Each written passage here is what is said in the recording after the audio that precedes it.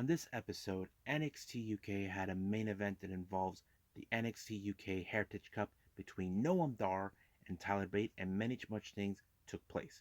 Also, Impact Wrestling are in their fallout after Bound for Glory, as we know we saw the shocking development at the main event where Moose has become the Impact World Champion, stripping away the moment from Josh Alexander, and many things took place that we will never forget. Also, going to review past events from three different promotions. The first one will be from a promotion you may not have heard. That's what Deleted WrestleZone is all about. One is called Sean Henderson Presents After Laughter. This took place back on the 27th of August. The next one was the first show of the return of Pro Wrestling Guerrilla since the pandemics happened, which is the Mystery Vortex number 7. And of course, a past event by the number one Yoshi promotion, Stardom, at Utsunomiya. Well, forgive me, folks. I cannot pronounce some Japanese, but this one took place back in May. So, let's get started with another episode of Deleted WrestleZone.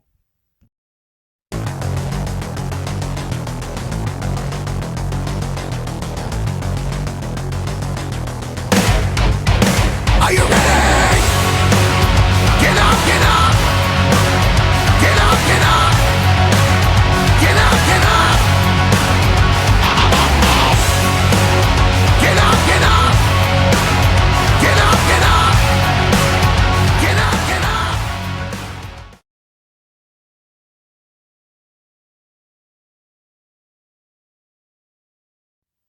Welcome everyone to Deleted WrestleZone, all things that is pro wrestling with AEW, NXT, New Japan Pro Wrestling, Impact Wrestling, the National Wrestling Alliance, various promotions, wrestlers, matches, and championships. I am your host, J-Rod here. So let's begin with the latest NXT UK show. First one is an open up between Mark Coffey along with the Wolfgang from Gallus taking on Rohan Raja, being accompanied by Tillman. Now, this match was sort of a revenge plot. As you know, Wolfgang defeated Tillman during the semifinals in the Heritage Cup tournament, which is something that Tillman will never forget. Now, as you know, we could see a build-up feud between these two teams. It kind of felt that way. Now, however, Mark Coffey was able to win this match, but however, Tailman and Rohan will not let this go. As you know, they've been embarrassed for the last time by Gallus, so we may see a feud with them. Now, however, while Gallus is out trying to find Tailman and Rohan for what they did, they even interrupted for a second time when Charlie Dempsey was talking about his opponent that he's meant to face, but Charlie Dempsey said that we should be surprised with his surprise match that we are expecting to see. Now, our next match is a women's match. We have Myla Grace taking on the French Hope, Amel. It was a pretty interesting match to watch, but however, don't know what's going on. Blair Davenport showed up. Now, it's unclear if there's anything we can see. I mean, there's many variables that we can see. Either Davenport is looking for her target, or two, maybe someone to align with. Who knows? But the fact remains is Blair Davenport is the one person that no one should be underestimating, especially Amel. As you know, Amel has been on a hell-bent mission trying to get herself back on the top of the food chain, the challenge for the NXT UK Women's Champion, which she failed the last time. But, however, her match with Myla Grace was pretty good. I mean, it's not one of the best, but you can see that she is building up her character, being the French Hope who's pissed off that she should have been at the top. But that's how it is. Now, as you know what happened with Aaliyah James when she defeated Zaya Brooks, she doesn't know what to make of what's been going on. However, Nina Samuel shows up, try to get the scoop, but Aaliyah does not want to stir the pot. Now, as you know, I think Aaliyah James is fully aware that she's trying to humiliate Zaya Brookside for what happened last year. If you guys remember, she was her little butler for at least a month. I think it was last year or this year. I don't remember. But yeah. Now, if you guys been aware, there's been slap heard around the world. It began with Gallus slapping their opponents for a match. Flash Morgan Webster decided that this time to do it against Rampage Brown. But however, Rampage wasn't stupid. He knew what was coming, but he gave him, the spared him the pain, the slap. If you wanted a match, all you got to do was ask. So he got his match, but at what cost? Rampage Brown is not going to be easy, but we could see something good. Now, our next match is Danny Jones taking on Charlie Dempsey. Oh man, that match was Charlie was impressive. I have to say, impressive submission techniques that he pulls off. I would not have expected. I mean, this is the kind of guy you would definitely see face guys like Walter or anybody in that style. And he did an amazing submission move that forced Danny Jones to tap out beautifully. Now our main event is for the NXT UK Heritage Cup tournament match. Noam Dar along with Shaw Samuels taking on the champion Tyler Bate and being accompanied by Trent Seven. Now the first match ended up with no wins.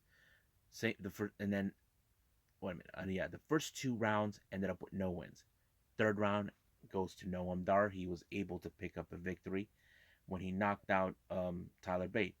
Fourth round ended in the favor of Tyler Bate. Fifth round, anything could happen because the last round is the one who picks up the victory. But the sixth round is where it gets critical. Shaw Samuels decided to get himself involved, but however, that failed. But all of a sudden, the NXT UK Tag Team Champions show up to get themselves involved. Now, the reason they're trying to involve, they're trying to prove that Mustache Mountain have lived their out usefulness. They don't deserve to be in NXT UK for long. They did challenge them for the title, but the tag team titles, but they lost. But I don't know what's the point. But if I were that Pretty Deadly, I'd be careful because the following week we're gonna see a number one contendership for who's gonna win for the NXT UK tag team titles. But I hate to see both Mustache Mountain try to interfere their match and make them lose the tag titles. That is something they ought to consider. But however, inadvertently, while they try to take the towel, Trent Seven tossed the towels into the ring, forcing the ref to say to call off the match in favoritism to Noam Dar, winning the Heritage Cup. And now he proves it once again that he finally beat him. But however, this match will come back later in the following months or so. Tyler Bate will say, "You never beat me. I never tapped out." The towel was inadvertently by Pretty Deadly. So basically, we're going to see maybe a revival of their feud somewhere down the line in the future. So I think that's it for now. So I say let's move on to the fallout of Impact Wrestling.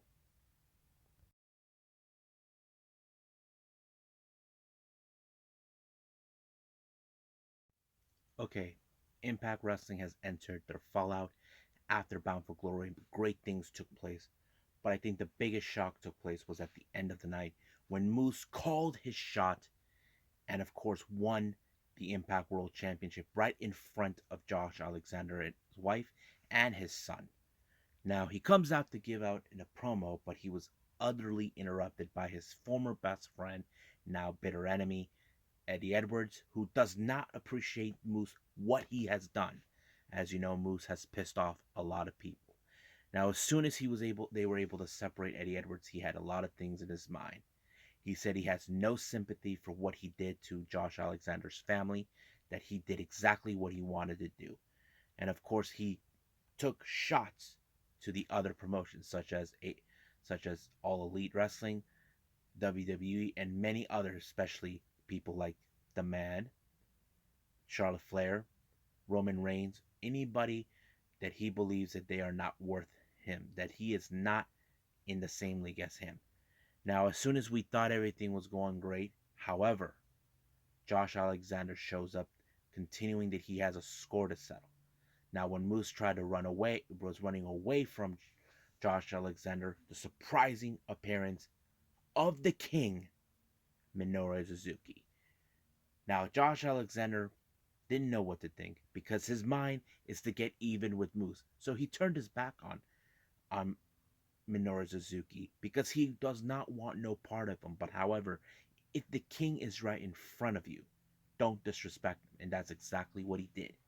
They were able to separate both Suzuki and Alexander from any further involvement. However, as soon as this thing was over, Moose was given an interview that put out facts. Moose has pissed off a lot of people, and that includes anybody that he turned his back onto, humiliated, whatever. However, Matt Cardona wanted to challenge him, saying, "You beat me for the shot at the call your shot match." But however, said you did not beat Josh Alexander the right way.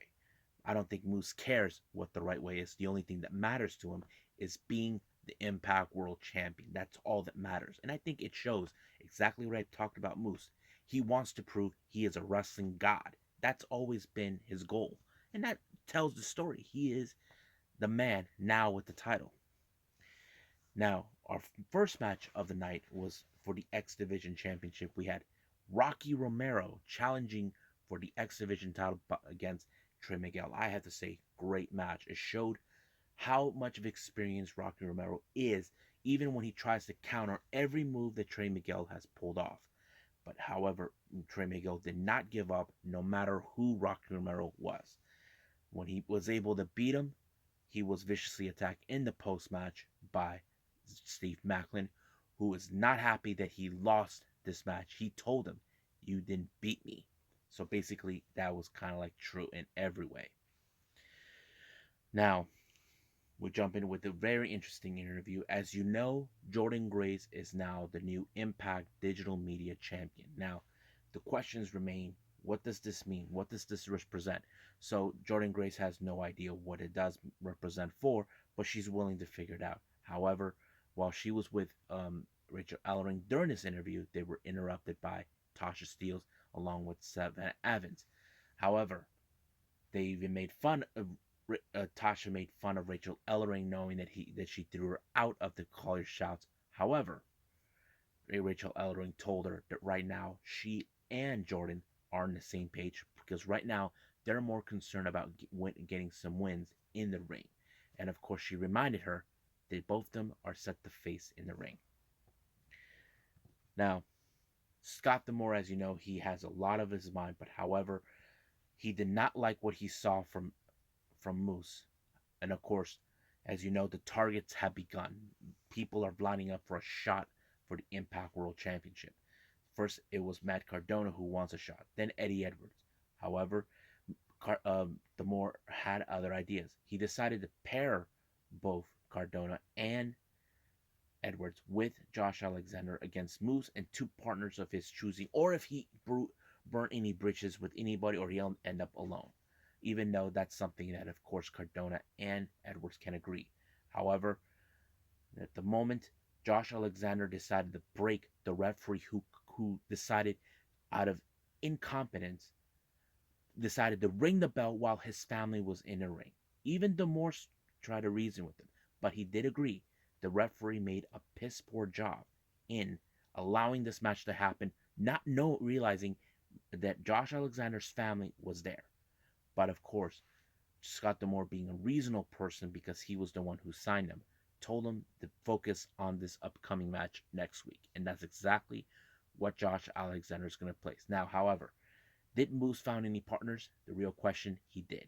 He asked Morrissey. He said if he was able to help him defeat Cardona, Edwards, and Alexander, he will be the first one to get a shot of the Impact World Championship. Morrissey agreed. However, the third partner was the biggest surprise of them all. He decided to approach the one person I did not expect, but he did it anyway. I'm talking about Suzuki. Now Suzuki has no chance, didn't want to be part of it until Moose mentioned Alexander, which pleases Suzuki. So now that match is set for the next week. Now, our match between Tasha Steelz and Rachel Ellering, that was a very interesting match. Now, even though there was moments where you see Rachel Ellering had everything under control, Tasha Steelz tried to turn it around. But of course, they had to be careful with Savannah Evans, who was in Tasha Steelz's corner. Even Jordan did everything in her power to keep her away from Rachel Ellering in order to ensure this match was fair. And that's exactly what happened. The match wasn't fair. There was no interference from both sides, but Tasha Steele was not happy with the end result of Rachel Ellering winning the match. Now, as I mentioned before, we just have brand new Impact Knockouts Tag Team Champions. We're talking about the Inspiration. Now, basically, they wanted to get the scoop about what really was, why they're here, what is their inspiration to come. They said they're trying to inspire people, all of that. They sound like more like they're lying. Like the same, it's like almost similar to the same kind of people they were back then. But we'll see how that goes. But the real question now remains, who will be now the next challengers? Well, we'll be waiting for that. Now, as you know, the feud between Violent by Design and versus Rhino and Heath has continued to heat on. Joe Dorian was set up in the task to challenge Heath, even though you know for a fact that there's going to be interference from Violent by Design, but the match ended in a no contest thanks to, of course, Eric Young and the rest of Violent by Design. However, they gave both Rhino and Heath a beatdown to remember, so the match ended in a no contest. Now, the Good Brothers, on the other hand, they're bragging about they're glad that they won the match. They played it smart. However, they did state it they never pinned Finjuice, but they're not going to give them an opportunity because they say they got to earn it. So sooner or later, the Good Brothers may have to lose those tag titles one way or the other. Now, as you know, this past Saturday for Bound World, we saw the return in the in-ring, the Demon. That's right, guys. The Demon has returned. The real question is, what is his purpose to be there? But he was interrupted by Johnny Swinger, who was not happy that he kicked him out, that he actually threw him out of the ring when he tried to get an autograph from him. He was upset that he lost everything, but of course, he received a surprise visit from Decay, Crazy Steve, and Black Taurus. But however, Demon said that he is here to hang out with the other demons, and that is Crazy Steve and Black Taurus. I I would be surprised if he becomes a member of Decay. Who knows? Now, as you know, we have a brand new Knockouts champion who is now a four-time Knockouts champion in her career, Mickie James. She comes out, gives out a promo saying that she wants to be a fighting champion to give what the title represents for. However, she was interrupted by the arrival of Madison Rayne, her longtime rival back in the day, and now she appears she wants to be the first to get a crack at her for a title shot. And of course, Caleb with Decay was there too, but Mickie James told her that if she has any that once she beats her, she wants Caleb to take a photo of her standing over with the title. Caleb did not appreciate that, but however, he got bitch slapped by Mickie James. Now our main event is between Ace Austin along with Madman Fulton taking on Chris Sabin. This thing was set because of what happened this past Saturday at Bound for Glory, where things were getting a little hairy. Now the match was pretty good. It was really good because it showed two guys who were X Division material. But however, the factor is that Ace Austin has Madman Fulton the front interference or distraction, and that did help. It did allow for Madman Fulton to pull off the victory. I mean, Ace Austin to pull off a victory, and it fell into his favor. But the real question remains now, since Ace Austin won, what is next? Does he still have his desire for the Impact World Championship? Who knows? But we'll see what happens next week on Impact Wrestling.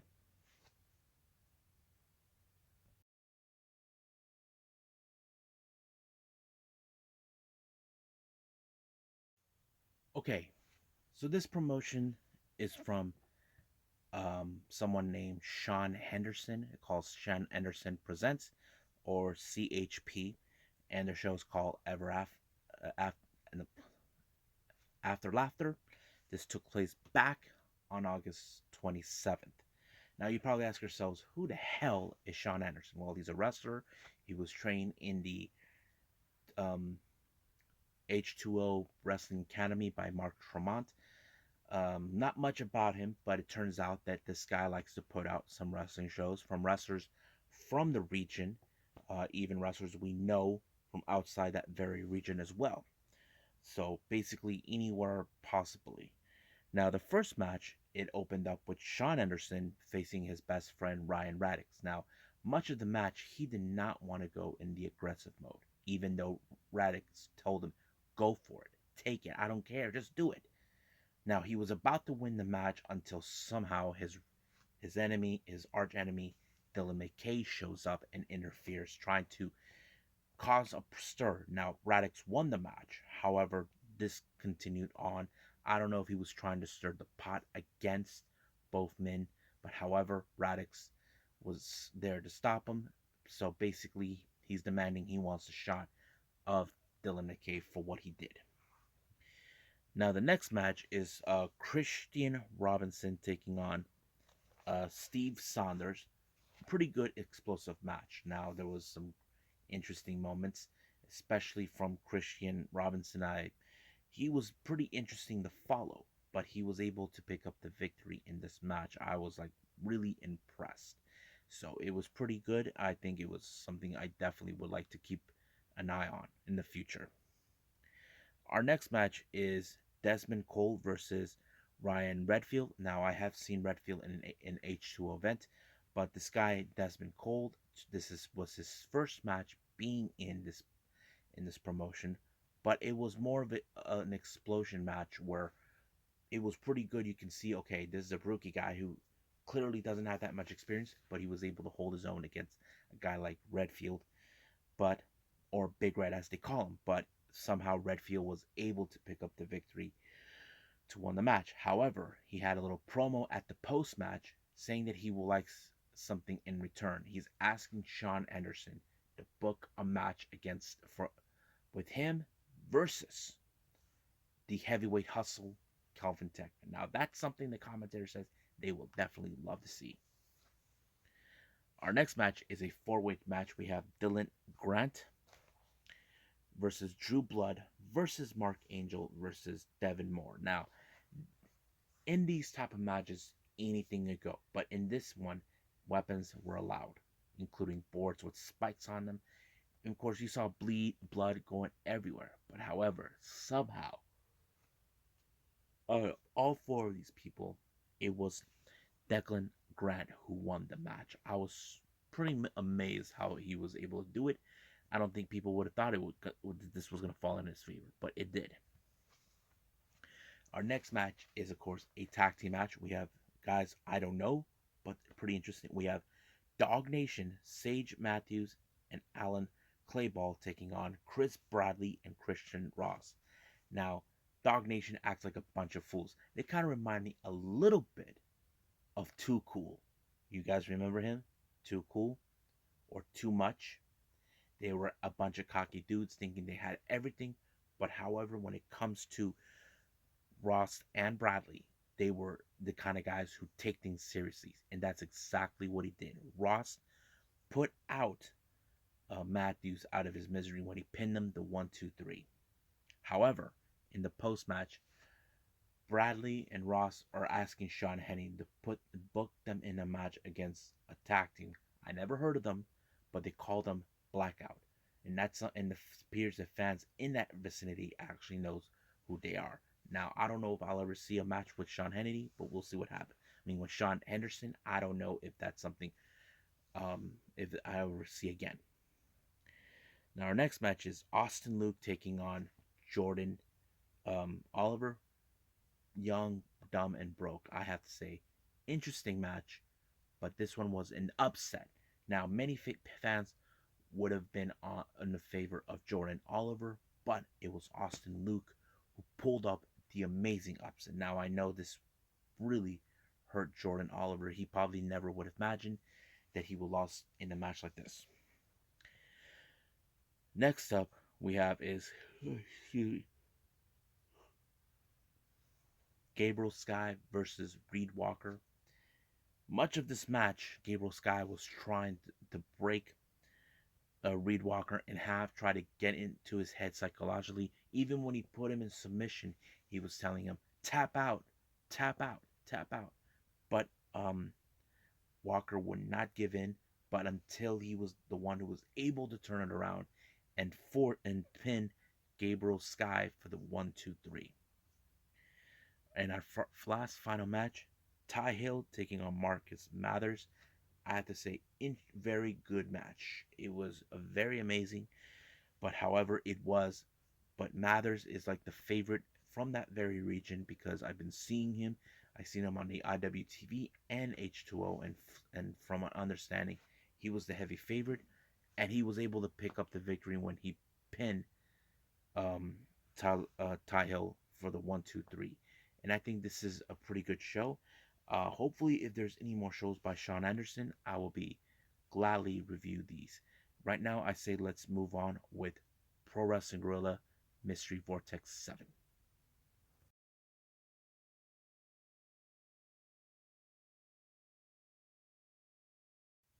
Okay, I know this event took place already early August. If you guys are big fans of Pro Wrestling Guerrilla, then you have it. I never seen this one, just to let you guys know.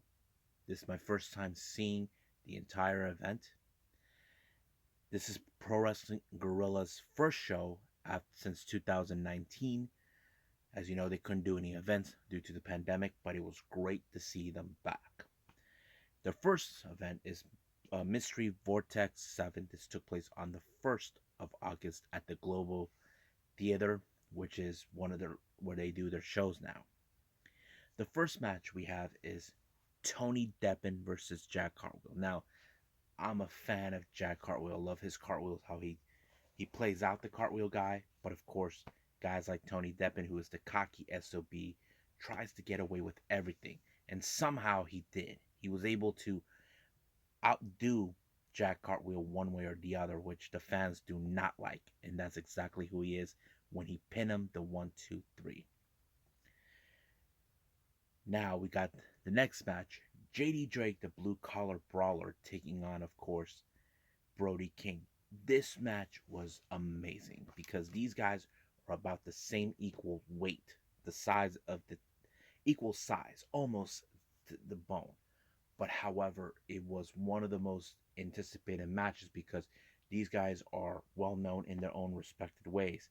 But however, it was Brody King who was able to pick up the victory by pinning JD Drake, and I thought it was a pretty good one.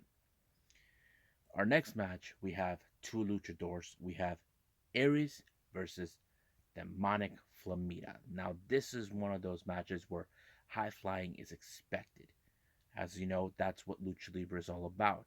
But Demonic Flamita, who is the kind of guy who doesn't care what the fans want, he does things. He has a bit of a similar attitude to Pac, who tries to act like differently, but more Pac does do it, but he's going to do it under his terms. But Flamita was the one who was able to pick up the victory against Darius by a shocking development. Now, the next match, this one was pretty good. Lee Moriarty versus Jonathan Gresham. Great technical wrestling, or as Jonathan Gresham would say, best, amazing pure wrestling. I have to say it was great. Submission, tactics, everything was great. I have to say, one of my favorite matches of the night. Now, I haven't decided which one's going to be the top, but we'll see about that some other time. But I have to say, Jonathan Gresham picking up a victory was great to see because he is, of course, the Octopus, one of the most well-respected wrestlers, that we ever witnessed. But he did pin Lee Moriarty 1-2-3, and that was it. Our next match is a tag team match. We have the Little Rascals, Trey Miguel, Myron Reed taking on Aramis and Ray Horace. Great match. I have to say, I love this match because it showed these guys are the most, how to say, best spectator group tag match I've ever witnessed. High flying, anything goes. That's what I enjoyed about this match. But there were some great moments and spots in this one. from both sides.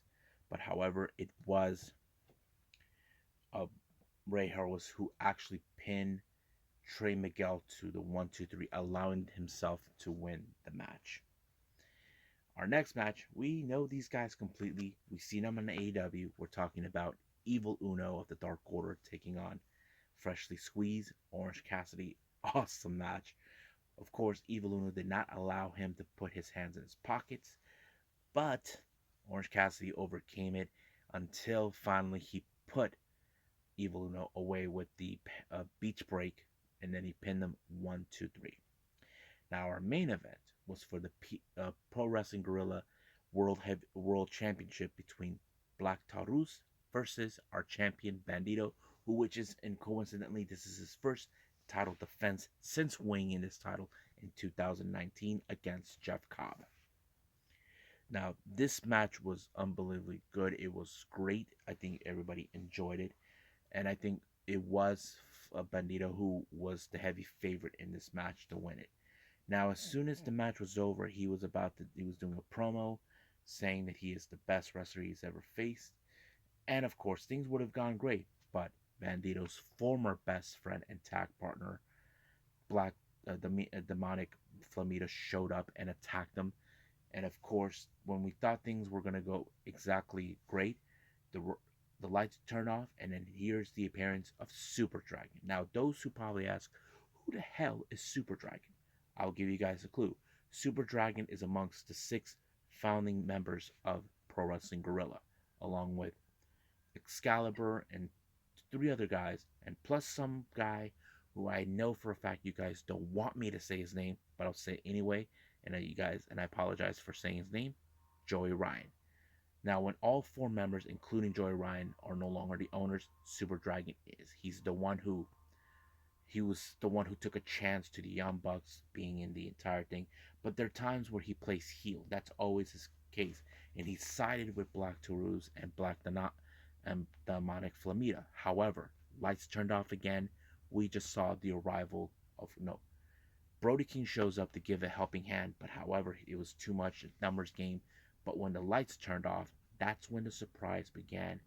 And of course, it was Malachi Black who showed up and gave the helping hand. He took out both Taurus and Black and Demonic Flamita, but Super Dragon flipped them off and took off who wants no part of him. But when he thought things were going great, however, Malachi Black said that he didn't just come here for one show off. He wants to return. He did ask Brody King what he's doing on the 26th, and Brody said, "Brother, I follow you wherever you go." And of course, it's the indication that they will team up one way or the other. And of course, if you guys must know, since this event took place already, yes, they did team up. And I'm going to say this, spoiler alert, they become the PWG World Tag Team Champions. And I think this was one of the most tremendous returns for Pro Wrestling Guerrilla. I think this is one of the most stronger ones we've seen so far. But I haven't seen the other ones after this one, but hopefully I get a chance to see them. But right now, let's move on with Stardom.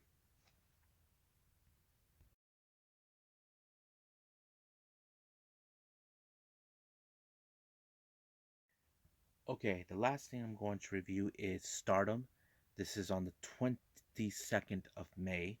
I'm still behind on this one. This is at the Utsunomiya event, some area I never heard of.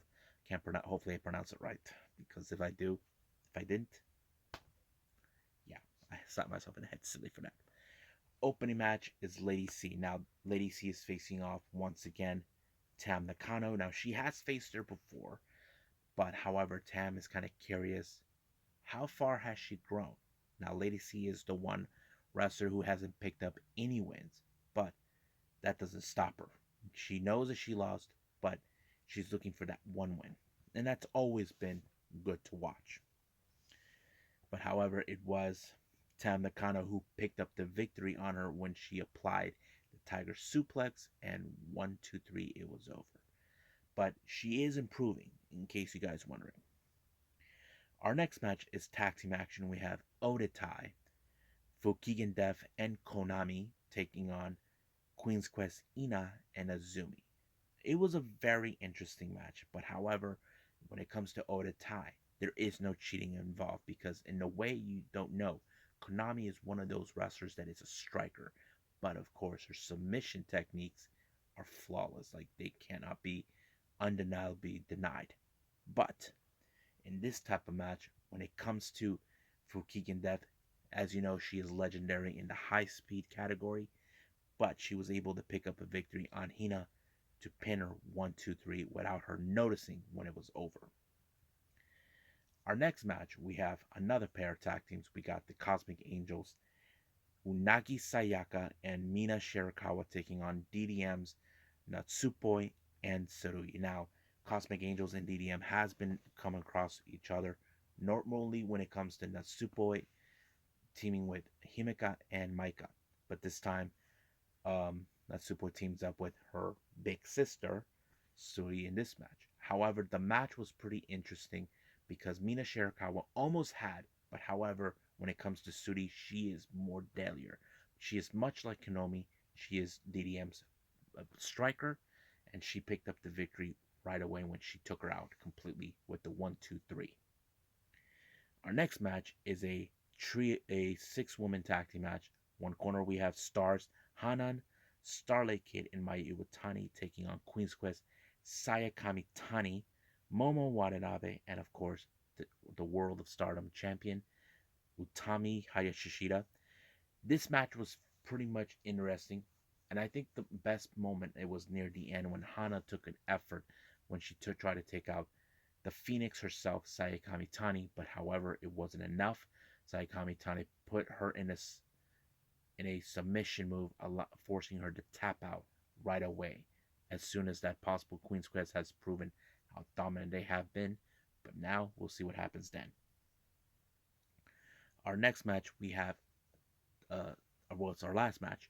We have Oda Tai Ruka teaming with Natsuko Tora taking on DDM's Micah and Julia.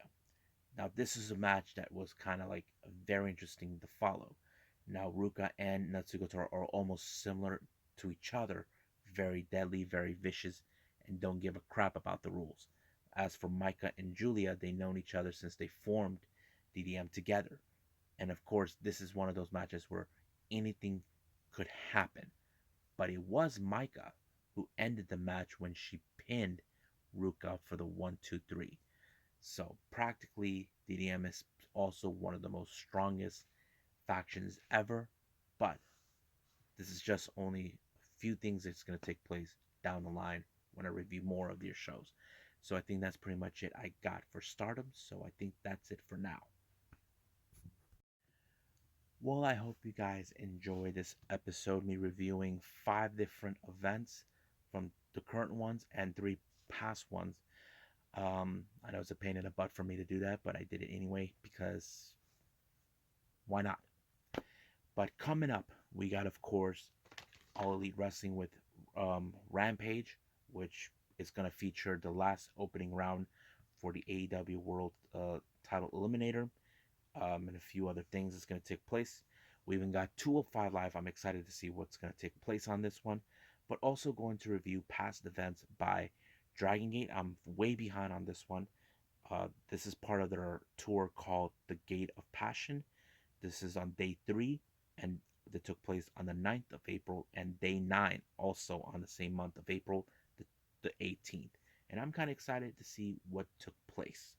So for now, but if there's anything else, you probably ask me, isn't there New Japan coming up? Yes, recently turns out that they may not have televised or non broadcast because that gets confusing. I don't know. So if there is any, I apologize, but I will try to put that if that's that show up. But there's plenty more to come when it comes to me reviewing many of these wrestling events for all of you. But for now, I'll see you guys in the next DWZ time. Same DWZ channel. I must bid all of you adieu. So goodbye. Mwah. And have a nice day. Bang.